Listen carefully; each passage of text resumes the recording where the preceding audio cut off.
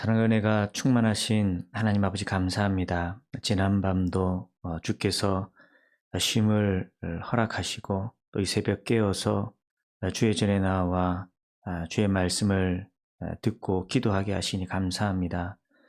성령께서 비추시고 깨닫게 하시어서 먼저 그의 나라와 의를 구하며 주께서 이 땅 가운데 믿음으로 살아가는 자들의 그 삶 가운데 함께 하시어서 순종할 힘을 부어주시고 제자로서 믿음의 길 온전히 걸어갈 수 있도록 인도하시고 보호하시고 주께서 역사하여 주시옵소서. 또 그 믿음의 길을 걸어가고자 순종하고 충성하는 주의 사람들을 또 긍휼히 여기시고 그 가정과 기업과 자녀들의 삶 가운데도 하늘의 은혜와 능력과 축복을 다하여 주시기를 소망합니다. 예수님 이름으로 기도합니다. 아멘. 오늘 같이 보실 말씀은 누가복음 16장 1절에서 13절까지 말씀입니다. 누가복음 16장 1절부터 같이 보시겠습니다. 또한 제자들에게 이르시되 어떤 부자에게 청지기가 있는데 그가 주인의 소유를 낭비한다는 말이 그 주인에게 들린지라. 주인이 그를 불러 이르되 내가 내게 대하여 들은 이 말이 어찌 됨이냐. 내가 보던 일을 세마라. 청지기 직무를 계속하지 못하리라 하니 청지기가 속으로 이르되 주인이 내 직분을 빼앗으니 내가 무엇을 할까. 땅을 파자니 힘이 없고 빌어먹자니 부끄럽구나.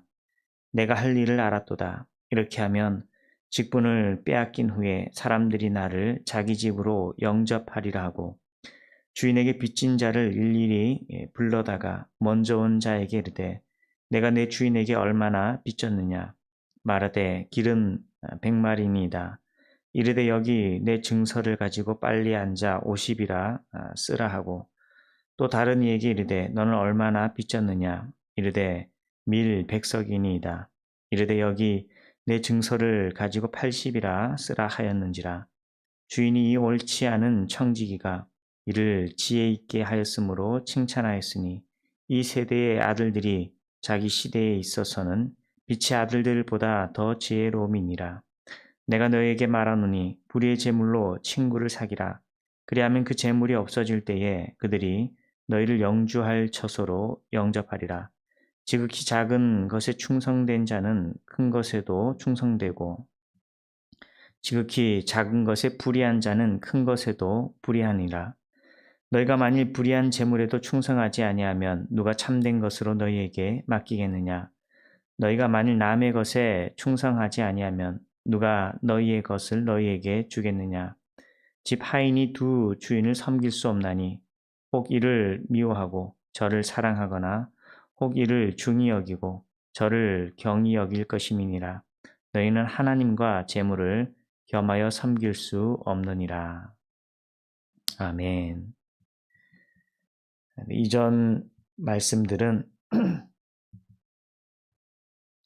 하나님께서 죄인들이 돌아오기를 원하신다, 기뻐하신다라는 것을 전하기 위한 그런 비유의 가르치심이었고, 오늘 본문은 제자로서의 삶을 살아갈 때 무엇이 더 중요한가?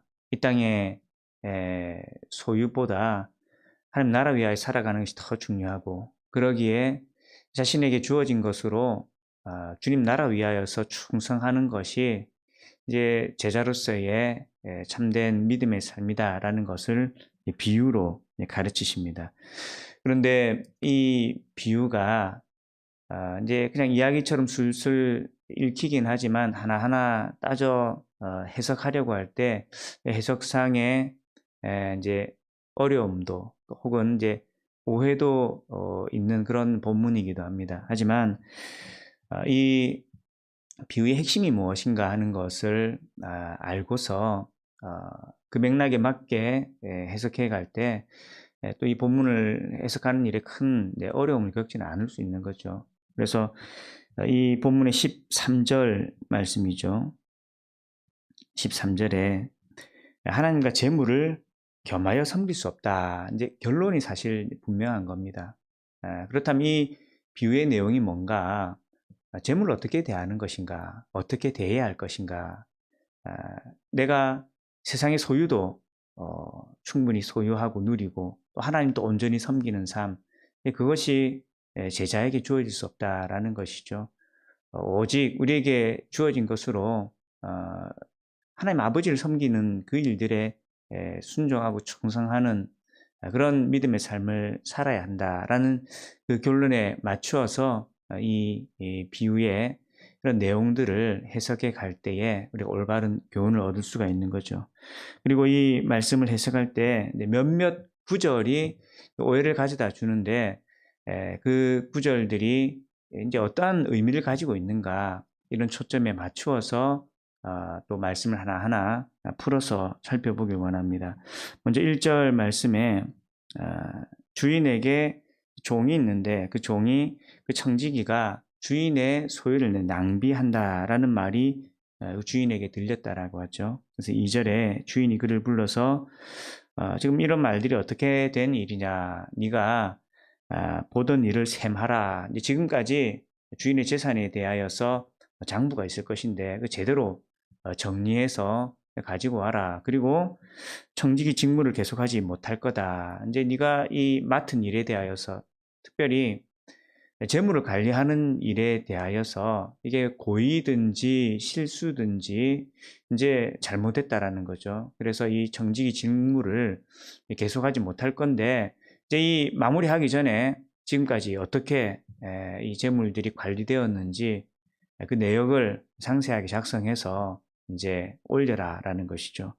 이런 통보를 받고서 3절에 청지기가 고민을 하죠. 내가 이제 이 직분을 계속 수행하지 못할 때, 이 자리에서 쫓겨나게 될 때 내가 이제 어떻게 뭘 먹고 살아야 되나, 땅을 파자니 힘이 없다, 이제 세상에 다른 어떤 일들을 할 게 없구나, 살아갈 방법이 없구나 막막해하는 거죠. 그러면서 자기 나름의 이제 꾀를 내는 겁니다. 그리고 4절부터 7절까지의 말씀은 그 내용은 단순합니다. 문서 조작을 하는 거죠. 회계 장부를 정리하는데 이 주인에게 빚진 자들의 그 빚을 탕감해 줍니다. 근데 실제 빚이 탕감된 것이 아니라 문서상으로 이제 100만 원 빚진 사람한테 50만 원만 빚졌다라고 하고, 200만 원 빚진 사람한테 100만 원만 빚졌다라고 이제 장부를 이 문서를 위조하는 것이죠. 그런데 이제 8절 말씀이 이제 오해를 가져다 주는 겁니다. 이 일을 보고 지혜롭다라고 하는 거죠. 그러면 예수님께서 제자들에게 비유로 말씀을 전하실 때에 문서 위조를 하는 것, 조작을 하는 것이 이게 이제 옳다라는 말인가라고 오해를 할 수 있겠습니다만, 그러나 이 일 자체가 옳다라는 것은 아니죠. 그리고 그것을 먼저 분명히 밝힙니다. 8절에 주인이 청지기를 부르는데 이 청지기가 어떤 청지기라고요? 옳지 않은 청지기라고 분명히 밝히죠. 이 일이 옳다라고 말하지는 않는다라는 겁니다. 그 이전에는 그냥 청지기로 표현이 되었는데 8절에서 주인이 이 청지기의 행동이 옳지 않다라는 것을 알죠. 그래서 옳지 않은 청지기라고 그를 지칭하되, 그러나 그의 일이 지혜로웠다라고 말합니다. 근데 그건 무슨 의미냐? 이건 청지기가 처한 그 상황 속에 자신이 선택할 수 있는 일들이 얼마 있지 않았다라는 거죠. 그리고 그가 자기 주인의 재산을 뭐 실수이든지 아니면 고의든지 횡령을 했든지, 이제 그가 이전까지 주인에게 보고했던 것과 이제 주인의 실제 재산 그 상태가 맞지 않았는데, 이제 이 청지기가 이렇게 생각하는 거죠. 어차피 뭐 1,000만 원 빵꾸 나는 거나 2,000만 원 빵꾸 나는 거나 그게 뭐 큰 의미가 있나, 이제 쫓겨나서 주인이 손해본 거에 대해서 내가 이제 배상하고 또 이 자리에서 쫓겨나면 빈털터리가 되는 건 똑같은데 라는 그러한 전제를 가지고서 어차피 쫓겨나는 거 내가 내 몸을 의지해서 노동을 해서 살아가기는 힘드니 주인에게 빚진 자들의 그 빚이라도 탕감해서 그들이 나를 받아들일 수 있는 그런 상을 만들자, 이런 관점에서 일을 했다라는 거죠. 그리고 주인이 볼 때 그 일 자체는 잘못된 건데 이 주인이 무엇이 그에게 더 우선순위가 주어진 일이고 그 일에 어떻게 대처해야 될지를 이제 이 종이 잘 분별했다라는 거죠. 자기 손에 쥐어진 직분, 권한 얼마 남지 않은 거였죠. 그리고 그것을 할 수 있는 일이 사실 아무것도 없었는데 자신에게 주어져 있는 그 주인의 재물을 관리하는 이 일에 대한 권한을 가지고서 그가 사람의 마음을 얻는 일에 이 최선을 다하는 그런 일들을 했다라는 것이죠. 이 돈보다 사람이 더 귀하다라는 것을 그가 깨닫고 그 일에 충성했다라는 것입니다.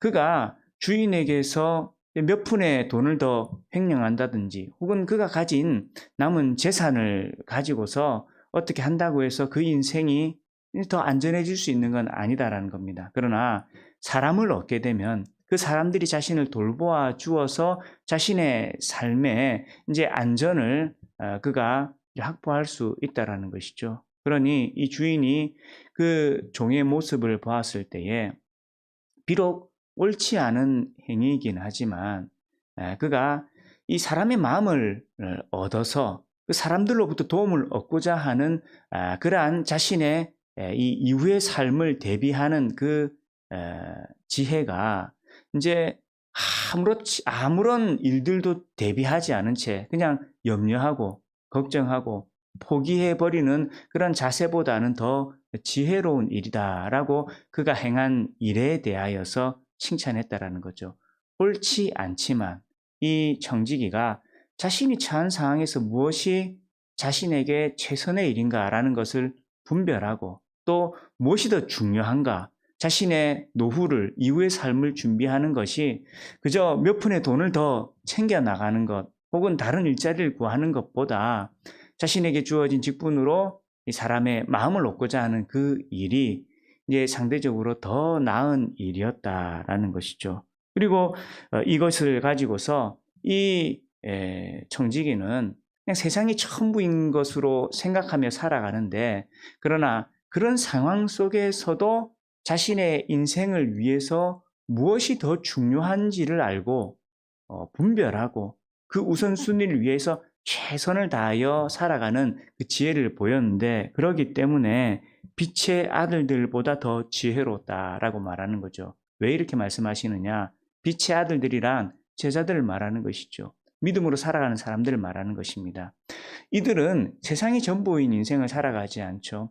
하나님 나라를 고백하고 영원한 하나님 나라가 있고 자신에게 은혜가 주어졌고 그 하나님 나라 위하여 살아가야 함을 알고 있습니다. 그런데 그런 믿음의 고백을 가지고서 살아가지만 자신에게 무엇이 더 중요한지 때때로 분별하지 못하고 또 그것을 위하여서 충성하지 못하는 그런 모순점을 보인다라는 것이죠.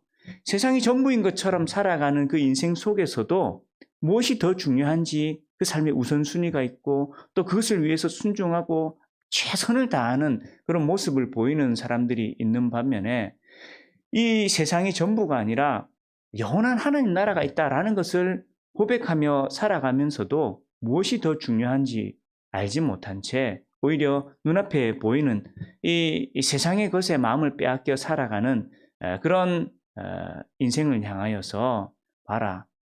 세상이 전부인 인생도 자신에게 더 중요한 것에 모든 것을 올인하는 그런 충성된 모습을 보이는데 제자로서 살아가는 삶 또한 그러해야 되지 않느냐라고 말씀을 하시는 거죠. 그러면서 9절에 내가 너에게 말하노니 불의의 재물로 친구를 사귀라.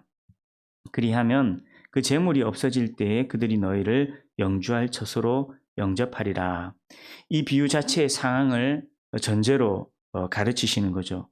돈보다 사람을 더 중요하게 여기는 그런 지혜로운 삶을 이 청지기가 살아갔듯이 너희도 그런 관점에서 그런 자세를 가지고 살아가라라는 것이죠. 이 세상과 하나님 나라, 특히 세상 속에 주어진 소유를 바라볼 때 돈 그 자체가 중요한 것이 아니고 재물 그 자체가 중요한 것이 아니라 그 돈을 이용하여서 더 중요한 것을 위하여서 소비하고 투자하고 자신에게 주어진 재물로 하나님 나라 위하여서 충성할 수 있는 그런 인생을 살아야 된다라는 것이죠. 그래서 10절에 지극히 작은 것에 충성된 자는 큰 것에도 충성된다. 지극히 작은 일이란 뭘까요? 물질을 다스리는 일입니다.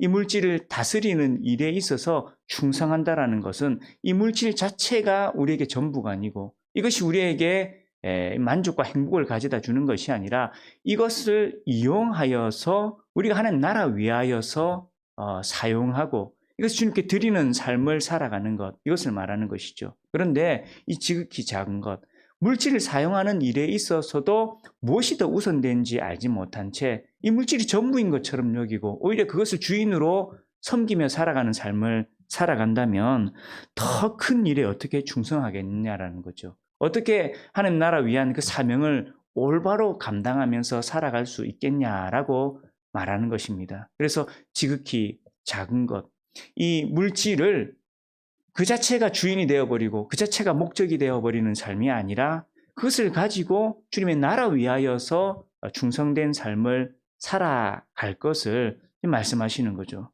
그래서 같은 맥락에서 11절, 12절 말씀을 전하시는 겁니다. 무엇이 더 중요한 건가? 무엇이 더 우리에게 유익한 것인가? 이 물질 자체가 아니고 그것을 위하여서 살아가는 삶이 아니고 그것이 목적된 삶이 아니라 그것은 우리에게 맡겨진 것이 돼 주님을 위하여서 드려야 되는 것이고 그렇게 우리에게 주어진 재물을 가지고 주님 위하여 영원한 나라 위하여 살아가는 인생이 더 큰 직분과 사명에 대하여서도 충성할 수 있고 그 인생 가운데 귀한 상급이 주어진다라는 것이죠. 그래서 13절에 집 하인이 두 주인을 섬길 수 없다. 제자들이 재물과 하나님을 겸하여 섬길 수 없다라고 말하고 있는 것이죠. 오늘 우리에게도 동일하게 적용되는 것입니다. 우리에게 맡겨진 것이 있죠. 우리에게 소유가 있습니다. 물론 얼마나 많으냐라는 것은 각 개인마다 처한 상황과 그 소유의 정도는 다 다를 수 있죠. 그러나 똑같은 기준과 목적이 우리에게 주어집니다. 그건 뭘까요? 그게 주님을 위하여 쓰여지는 것이 되어야 되지 나의 소유 또 혹은 그것이 나의 주인 되어버려서 그것 자체가 그 재물 자체가 소유 자체가 나의 목적이 되는 인생을 살아가서는 안 된다라는 거죠. 그런데요. 우리가 이렇게 말씀을 듣지만 실제 우리의 삶 속에 일어나는 현상들은요. 드러나는 모습들은 거꾸로 되어버린 일들이 비일비재하다라는 거죠. 마치 돈이 나의 주인인 것처럼 우리가 그 돈 앞에 벌벌 떠는 모습들을 보일 수가 있고 그 돈이 전부인 것처럼 살아가는 모습이 있다는 것입니다. 여러분 그 조정민 목사님이라는 분을 아시는지 모르겠어요. 예전 MBC 아나운서로 있었던 분인데 이분이 이제 아내 되시는 사모님 때문에 예수님 영접했는데 그분이 그런 말씀을 이제 공중파 TV에 나오셔가지고 아침마당인가 유튜브에도 나오는데 그런 이야기를 하시더라고요. 자신이 이제 예수님을 모르다가 예수님 믿고 보니까 예수님은 진짜인데 예수님을 믿는 우리 와이프가 가짜더라 이런 말씀을 하시더라고요. 그러면서 자신이 은혜 받고 내가 예수님을 더 제대로 알아야 되겠다고 이제 신학 공부할 거라고 이렇게 결단을 하려고 하니 이제 그 사모님이 막 만류를 하시더랍니다. 다시 생각해 보라고. 그리고 더군다나 이분이 이제 예수님을 영접하고 신학을 하기로 결정을 했을 때가 그분이 이제 이 MBC가 온라인 사업에 이제 중점을 두려고 할 때 이제 그 파트에 이분을 이제 사장으로 이제 앉혔거든요. 그리고 이제 스톡 옵션을 좀 받아서 그걸 이제 처분하면 나중에 처분하면 한 60억 정도의 가치가 주어지는 이제 그런 권한이 자신에게 있었는데 그걸 다 포기하고 이제 신학교 간다고 하니 더 이제 벌쩍벌쩍 뛰는 겁니다. 그러면서 곰곰이 생각해보라고 나중에 노후도 생각해야 되고 공부할 때 돈도 있어야 되지 않겠느냐고 그렇게 이야기를 하시는 모습을 보면서 그 목사님이 나는 예수님을 제대로 알고 이제 그분이 살아가려고 하는데 내가 예수님을 제대로 알고 보니까 사모가 가짜더라면서 자기가 예전에 내가 벌어다 주는 돈을 가지고서 이 취미 생활로 그냥 교회 왔다 갔다 할 때는 자기 본색을 드러내지 않았는데 내가 이제 모든 걸 버리고 주님을 따르려고 하니까 지 본색을 드러내더라 이러면서 이야기를 하시더라고요. 물론 그 사모님이 남편 구원받기 위해서 새벽 기도하고 열심히 기도하면서 남편을 위하여서 중보했죠. 그러나 이제 이 돈의 문제, 물질의 문제에 있어서 이제 모든 걸 포기한다라고 해버리니 이제 마음에 이제 조급함이 생겼던 거죠. 물론 지금은 같이 동력하시면서 목회를 잘 하고 계시지만 그렇죠. 우리에게 있어서도 예외일 수 없죠.